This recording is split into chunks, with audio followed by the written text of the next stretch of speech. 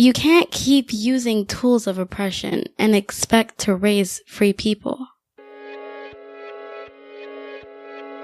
Whatever works best for your family. Yeah. But one thing that has become a pillar of this entire idea has been home place. And that would be just everybody getting together bi-weekly or however many times a week it may be, getting together so that we can have a deschooling process. So I don't know if we're going to say it exactly like that, because people, when they hear words, they scramble. But just us talking about what's going on with us, having a place to have community. We don't really have a place for community outside of church, honestly. And there, we're not talking about what's going on around us. Well, we're just listening, to whatever the person on stage is talking about, right? Yes. Dialogue.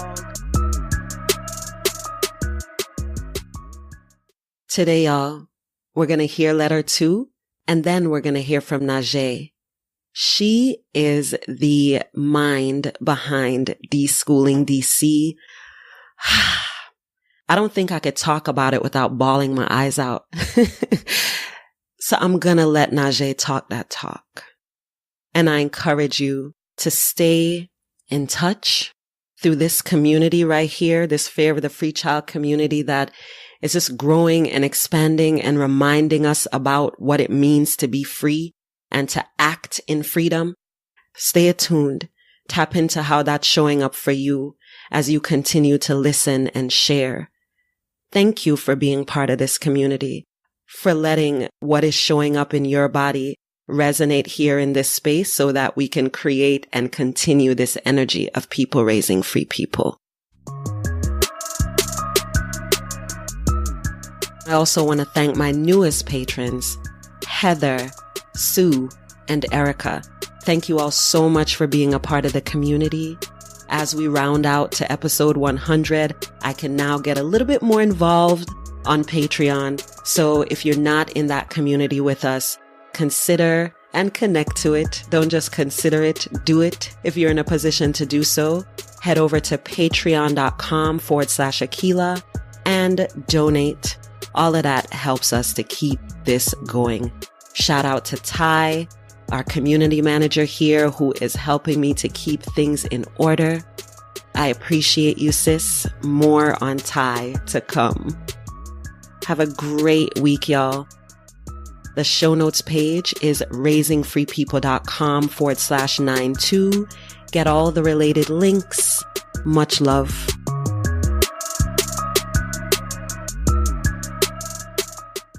This is letter number 2 in support of people raising free people.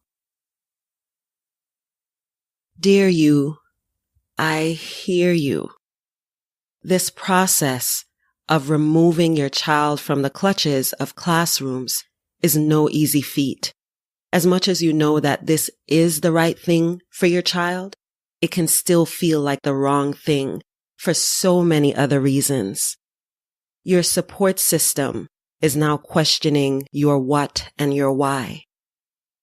You are now challenged and empowered at the same time to reclaim and reimagine what living and learning with your child or children might look like.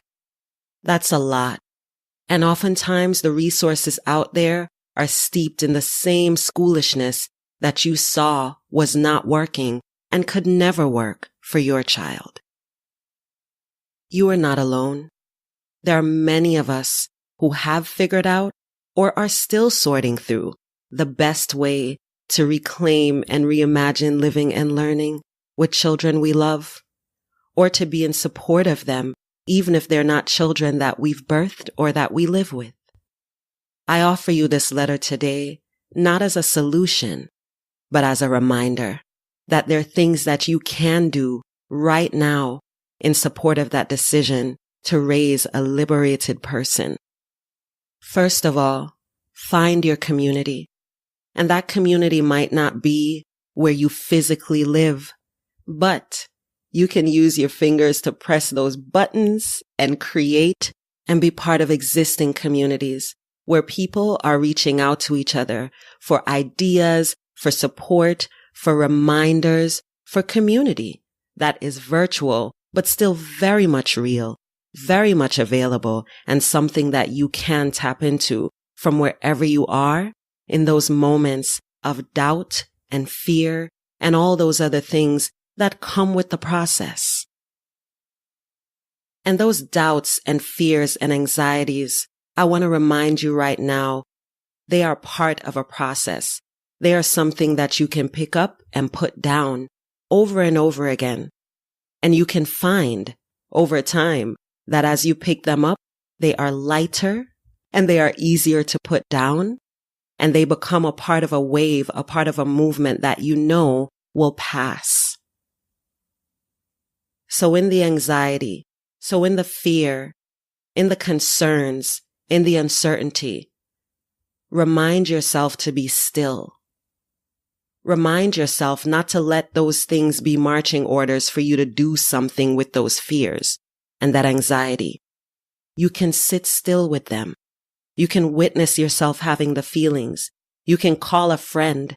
You can leave a voice memo on raisingfreepeople.com. You can talk through your feelings without acting on them. There is power in recognizing a feeling and not calling it a directive. Fear does not have to be a directive. Fear oftentimes will call for stillness. The same way that you are practicing witnessing your child instead of controlling or correcting everything that they do, you can offer that same grace to yourself. You can witness those feelings. You can witness that fear. You can pay more attention to what it does in your body, what it causes you to want to do, and to just be with that instead of actually doing what it's asking you to do. You have made a major decision that will benefit your child or children. Be with that. Remember that. Remember that the toughest choices often bring the biggest benefits. Remember that you're putting an end to a pattern of people sitting inside a place that claims to offer lessons, but actually just lessens their whole sense of self and their ability to tap into their creativity and their brilliance. You're putting an end to that. You're doing something about that inside a system that says, no, this is where your children need to be. You knew better and you did something about that. You are trustworthy. You can trust yourself to continue to make the best decisions for yourself and to continue to learn how to make the best decisions for your child with the input of your child, without the interruption of systems that are not designed to empower your child. Dear you, you did a brave and beautiful thing. Thank you for being an example of what happens when we stop letting fear make our decisions for us, because we know in our bodies and our souls, despite the messages to the contrary, that children are trustworthy, that we are trustworthy, and that anything that is moving us towards a space of being in more partnership with, being in more of those relationships with our children, whatever is pulling you in that direction, is the right thing for you and your child. Remember that. Practice trusting that. And remember that you are supported and celebrated in your decision to raise free people.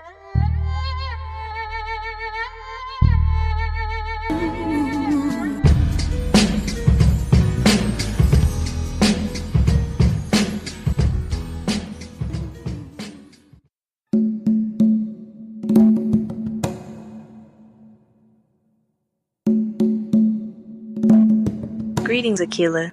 I want to first give honor to my ancestors and the people whose shoulders I stand on.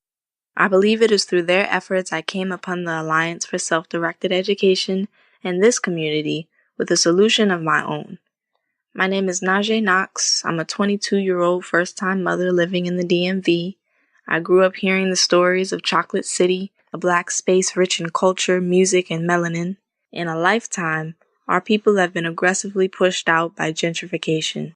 Many families are at risk of losing their homes, and many more have already lost their way of life.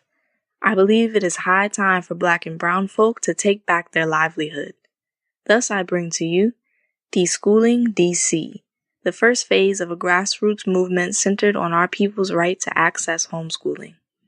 The number of economically disadvantaged students in DC's public and charter schools as of last school year is 68,164. Economically disadvantaged meaning eligible for free or reduced lunch. If these students had access to breakfast and lunch, what could they learn spending a day at the library, or going on a trip to the museum, or learning skills of a trade from their neighbor? I&I is a social program designed to give our youth access to self-directing their educational journeys and gaining a liberated perspective of the world around them. DC has all the amenities our youth need to become fully realized adults and expand on their interests. With community effort, all students in DC can eat, learn, create, and thrive in their own communities without the quote-unquote support of our oppressors. Our ancestors always knew freedom started with education.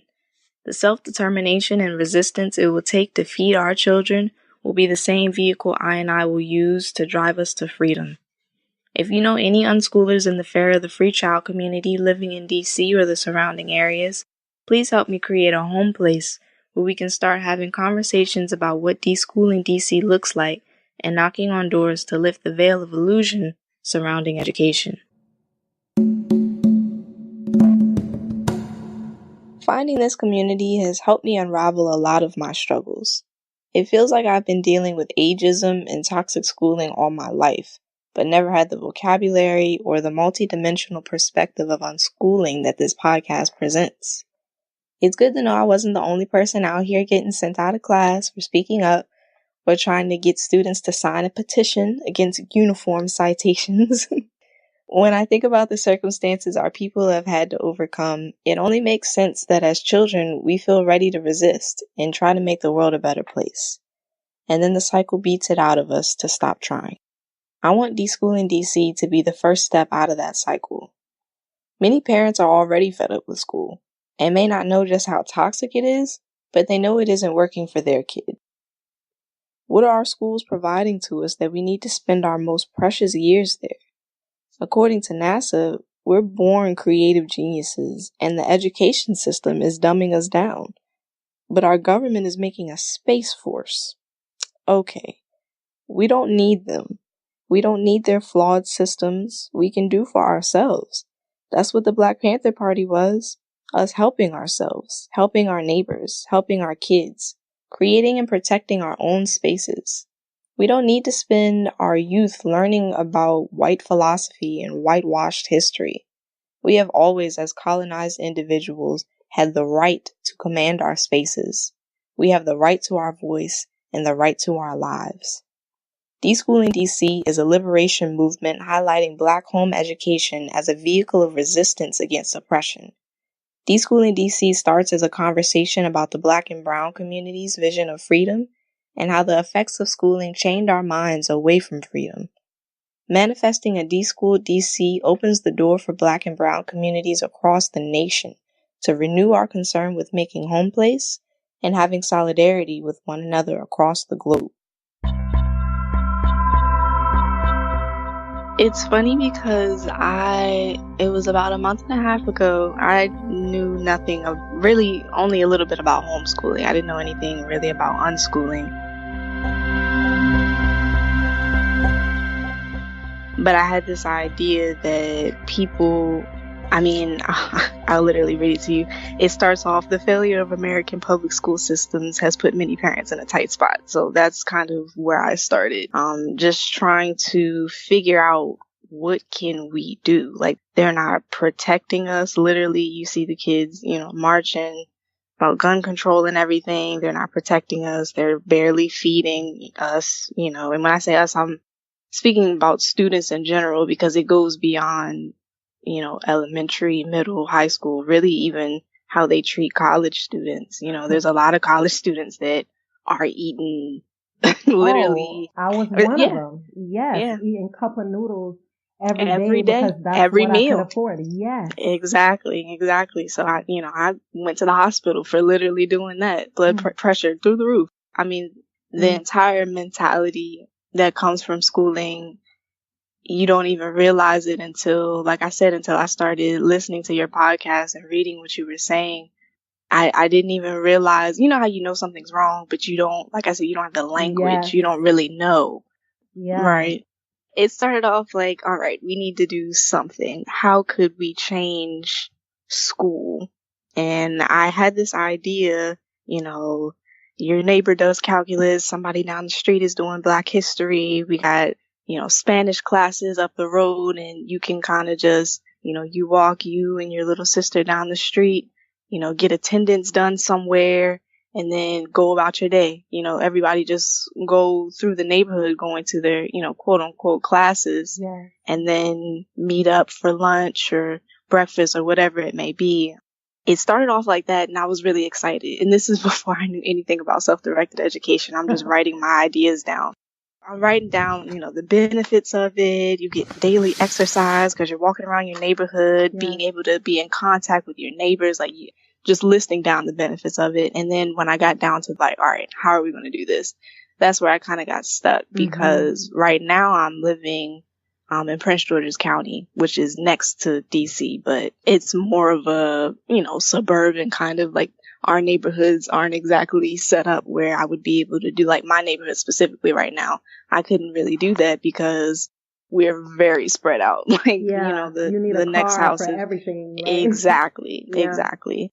So, the idea of it being in DC, homeschooling students right now, they have the opportunity to get a kids ride free on their DC One card. So when you talk about going to the Smithsonian or National African American History and Culture Museum that was just built, like all of these resources that we have that we don't have the time to use because we're at school.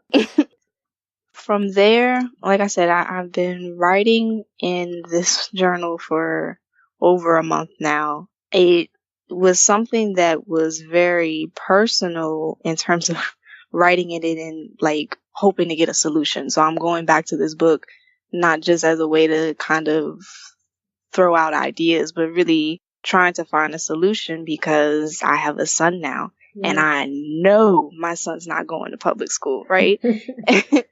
But at the same time, you have the issue of, everybody wants to say, like, I've already told pretty much everybody around me that we were going the homeschooling route. And everybody's always like, oh, well, how's he going to be socialized? How's he going to have friends? I'm like, he's going to go to the rec and play basketball like everybody else. And you know what I mean? Like, I don't understand why that's still coming up as a barrier. It's funny. I've been researching about Black homeschooling, and it's Cheryl Field-Smith and Monica Wells-Kisura. They have a article online. You can find it. It's called "Resisting the Status Quo: The Narratives of Black Homeschoolers." I'm just going to read like a quick quote. In a reversal of the familiar complaint that homeschooling is bad for socialization, these families think the public school is the actual culprit, surrounding children with a toxic mix of bad peer socialization and harmful adult supervision. And that was like, you hit it right on the nail right there. Right, exactly. I actually read the article that you were talking about the other day, 1,000 Rivers. That hit home because it's like self-directed education is something that we've been doing. Everyone has been doing, indigenous cultures have been giving their children the opportunity to grow in ways that are completely foreign to us now. The original idea that I had, like I said, that went to kaput because it just wasn't going to make sense for where I am here. But when I started learning about the laws in DC, homeschooling there is a little bit different, but it's pretty much the same thing. The only difference there in terms of you pulling your child out of school is that you have to have your math, science, reading, all the, everything that they say you have to have. But you also have to have your degree, like proof. The parent has to have proof that they have their degree, which is different from Maryland, but it's kind of one of those things where it's like, that seems very specifically placed that you would do that. The idea, it started off as just a thing of, it'll be great if our kids can go amongst their neighbors and learn, build up their portfolios and, have a better education than what they would get at school. From there, it turned into, we can't really do something like that because a lot of our kids aren't eating. It's 68,164 students in DC that are economically disadvantaged. Economically disadvantaged meaning that they are eligible for free or reduced lunch. And so that's, people that are relying on the school system, on the institution of school to get nourishment.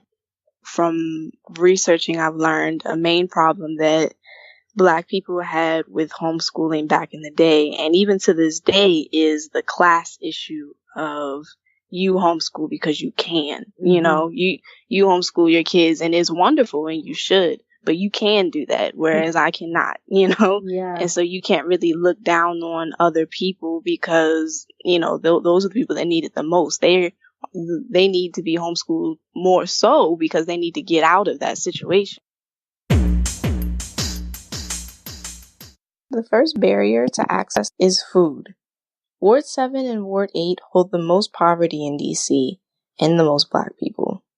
More than 3/4 of the food desert in DC are located in these two wards. Ward 7 being 31% food desert and Ward 8 being 51% food desert. How can we provide food to homeschoolers living in a food desert? How much would it cost? Home education students in DC that participate in I&I, a social program dedicated to providing access to homeschool, will meet weekly with their community. This weekly home place meeting will give parents and students the opportunity to ask questions about homeschooling, have conversations about deschooling, update portfolios, and pick up students' weekly bread coins. Bread coins are a physical coin that can be exchanged for food at participating vendors around the city. Students living in food deserts will be able to exchange their bread coin for breakfast and lunch with food trucks servicing their neighborhood. It'll cost only $25 to feed a home education student for a week. I just want to wrap up with this headline I read the other day. DC awarded $30,000 grant to support the DC Free Summer Meals program. Think about that language, awarded. Later it reads, the gift is a part of a $2.3 million grant NRPA received from the Walmart Foundation to support out-of-school time programs in 50 park and recreation agencies. If the Walmart Foundation finds feeding children to be a gift to its country, the same company that won't pay its employees a livable wage, then we don't need them. We don't need to work in their places. We don't need to be in their schools. We don't need their imaginations because we have our own. We imagine a world where everyone has access, no one is oppressed, and everyone can be free. Like you said, being able to imagine it. Some people really don't have that ability, No. but once they see it happening, Yep. that's when they're like, oh, okay, yes, we can do that. From there, deschooling actually became, I took that as my own personal, what I was going to do for my child. When it comes down to what it is that I'm trying to do, I don't want to make it something where, if a family chooses to pull their kid out of school, they're like, you know what, yeah, let's do homeschooling because it'll be better for X, Y, and Z. But they want to make sure that they're learning from a Christian curriculum or something like that. I don't want to get into all of that because that's another battle in itself. But I still want to be able to provide, okay, you're doing that. That's your choice. That's fine. But we still want to be able to provide, food for your kids so that you will be able to do homeschooling. Yeah. So from there, if that's the route they choose to go, then that's fine. If you decide to go a deschooling route, that's fine. There's going to be resources for, like you just said, anybody, whatever works best for your family. But one thing that has become a pillar of this entire idea has been home place. And that would be just everybody getting together, whether it be, weekly or bi-weekly or however many times a week it may be, getting together so that we can have a deschooling process. So I don't know if we're going to say it exactly like that, because, Yeah. people, when they hear words, they scramble. But Yeah. just us talking about what's going on with us, having a place to have community. We don't really have a place for community outside of church, honestly. And Right. there, we're not talking about what's going on around us. We're talking about, well, we're just listening, to Exactly. whatever the person on stage is talking about, right? Yes. Dialogue, like you were saying before, if somebody, is going to have to work a double shift this week, we need to be able to schedule, hey, could you help me out this week? I need this. Being able to be together so that we can have those kinds of conversations and start working together. Like you were saying, with the community model with Grow, they were able to get together, find out that they had resources within themselves. Yeah. That's exactly what it is that I'm trying to get done. It's so funny, like I was saying, I didn't even know about self-directed education when I started all of this, but as I go on, it's like, you find out and it's like, oh wow, it's already a thing. Great. Let's start doing that. Exactly.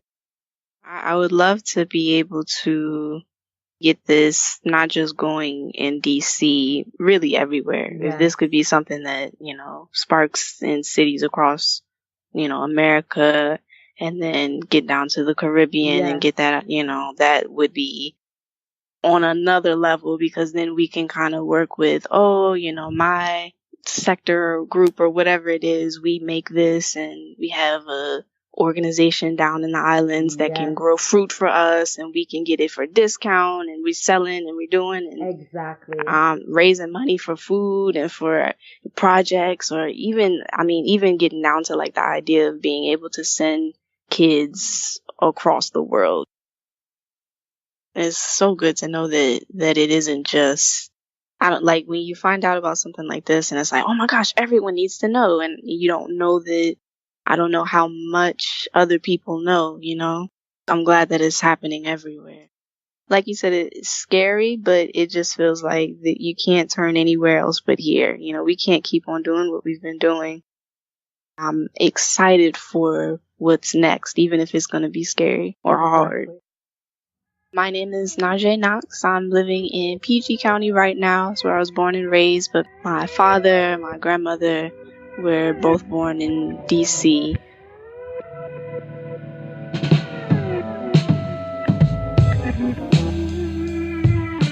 It has always been in us to just say, fuck it, I'll do it myself. Start with homeschooling. Build your community. Employ yourself against your oppressors. I've created an email, deschoolingdc@gmail.com, where people can get in contact with me, and a Tumblr, also, deschoolingdc.tumblr.com, where the movement will be updated regularly. So it's deschoolingdc@gmail.com and deschoolingdc.tumblr, TUMBLR.com. The show notes page is raisingfreepeople.com/92. Get all the related links. Much love. Shout out to you, Fair of the Free Child.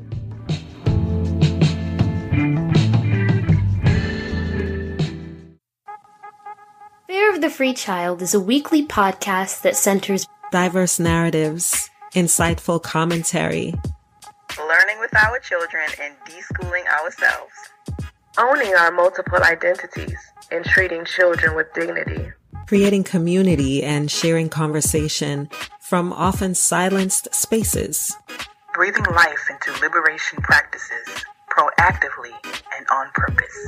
It's about parenting. It's about self-directed education, loving. It's about learning.